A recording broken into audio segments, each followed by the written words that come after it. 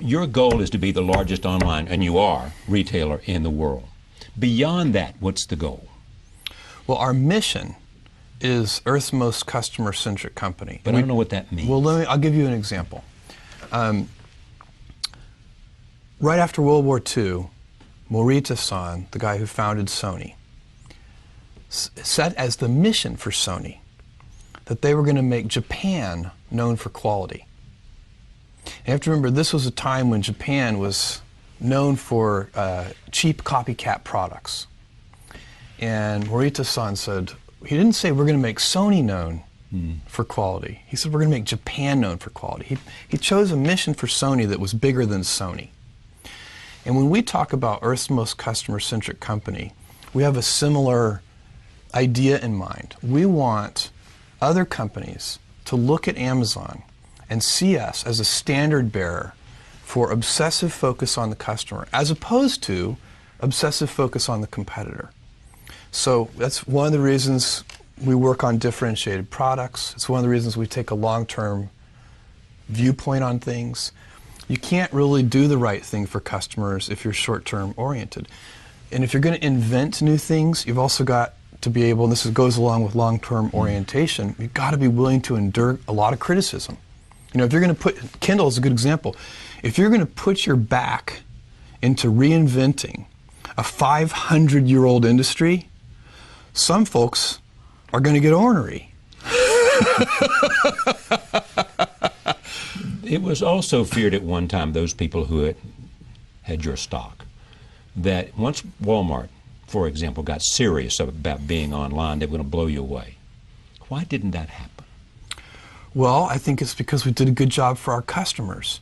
So, you know, you go back in time and we've been called Amazon.toast.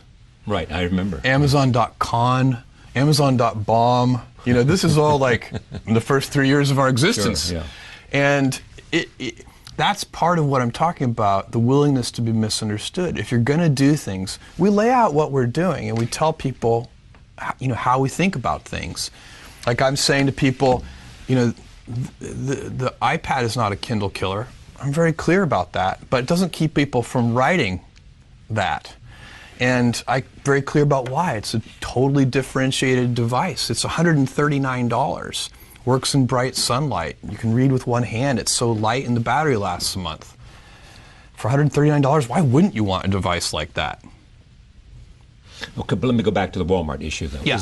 What was it that made you able to sustain a challenge from the world's greatest retailer? Obsessive customer focus on... But how do you focus on the customer better than they focus on the customer? Well, I mean, they're pretty good at focusing on the customer, too. But we're very differentiated in how we do it. And so our approach, if you think about our retail business, which I think is what you're asking about here, there are really three things that we know are critical. That's the heart and soul of your business, isn't it? Well, and especially relative to the Walmart question, yeah. I think that's the key. It's selection, low prices, and fast, convenient, reliable delivery. So that the shipment side. And so we have... Wait. So Walmart doesn't have low prices, fast, and convenient delivery? I would claim that Amazon has much broader selection. In many cases, if I don't want to be overly bold in my claim, but the online model gives us significant cost structure advantages that lets us have even lower prices than physical stores. Selling online? Well, sometimes they do have umbrella problems sometimes where they don't want to compete against themselves online versus offline. But a Walmart, with all of the volume that it buys, its purchasing power, therefore gives it the ability to offer lower prices. Well, doesn't that give them an advantage they ought to be able to translate? Because their purchasing power is bigger than your purchasing power, is it not? I wouldn't. I think in a lot of the product categories, that ship sailed a long time ago. Meaning what? Meaning that we have the purchasing power to compete with anybody. We have the better. Volume relationships with suppliers. That playing field has been leveled. Okay. If you'd asked me that question, 10 or 15 years ago, I'd have agreed with you that that was the challenge you had overcome. But even then, our profitability is not our customer's problem. We don't take the point of view that we're going to price products, at a particular margin for ourselves. We say we're going to price products competitively, and if that means on that product that we lose money, that's okay, because we need to take care of the customer and earn trust, and we'll figure out over time. And if we find we can't ever make money with that product, we'll stop selling it.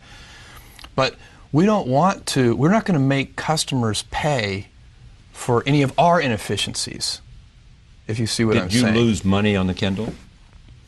Every new business that we have ever invested in, it has taken years. Most businesses have either no impact on our financials for the first 5 to 7 years, or a negative impact on our financials for the first 5 to 7 years. And we do a lot of new things. The company is very healthy financially. We're doing very well, and it's an outcome of customer obsession. So, when we were Amazon.toast, that was because Barnes & Noble had, we only had 100 and, right. When we were declared Amazon.toast, I think we had 150 employees. Barnes & Noble had 30,000 employees. And somebody wrote an article that said, Amazon has had a great 2-year run, but now the big boys have shown up, and they're going to steamroll them. And, we had a all-hands meeting. I called all 150 employees together, and I said, look, because everybody's worried, but every employee has read the Amazon.toast article. Every mother of every employee has read the Amazon.toast article and has called and said, your father and mother who live here in New York. Yeah, are you okay? Yeah. And so we had an all-hands meeting, and I said, look, you should wake up worried, terrified every morning, but don't be worried about our competitors, because they're never going to send us any money anyway. Let's be worried about our customers and stay heads down focused. And so these are big, most of these are big markets. Another way to answer your question about competitors and Walmart is to say, look, they can succeed fabulously, and it won't stop us from succeeding. These retail markets are huge. So it often doesn't make sense for us to think of it as a pitched battle. Sometimes people think about business as it's kind of like a sporting event. There's a winner and a loser. It's not a zero-sum game. It usually isn't.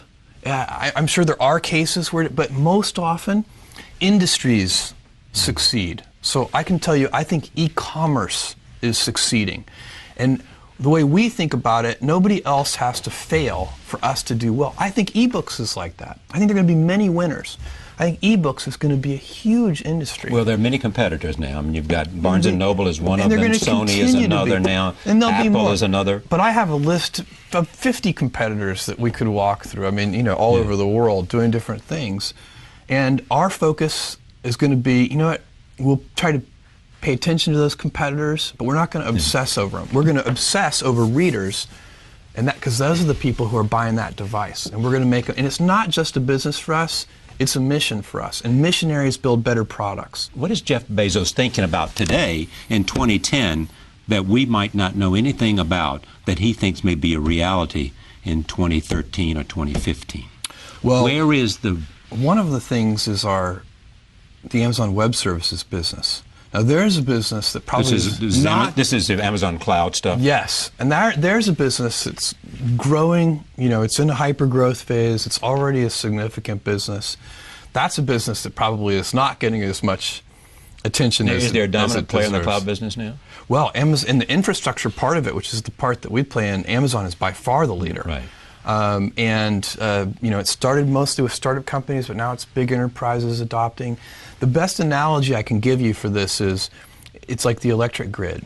So instead of, right now, big companies build their own data centers, and they buy their own servers, and they put it in. It's a lot of CapEx. There's a lot of price of admission. You have to, if you're going to operate a data center, you have to do it well. But it doesn't differentiate you from your competitors. It's just a price of admission. And so what we do at Amazon Web Services is we sell compute by the hour. We sell compute by the drink. And it's just like buying electricity off the grid instead of having your own power manufacturing, your own power generating plant.